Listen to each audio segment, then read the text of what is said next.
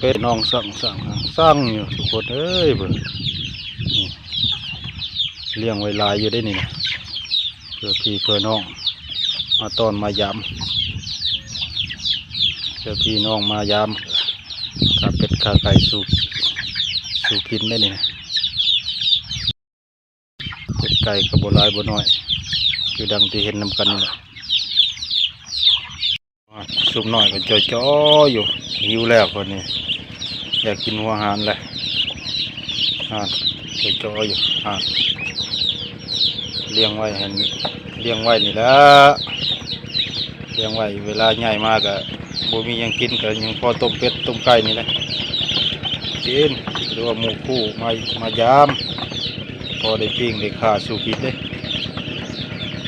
เป็นลูกซี่ก็เป็นตาอ่อนซ้อนอยู่เนาะเป็ดไก่นะรบกันกินป้า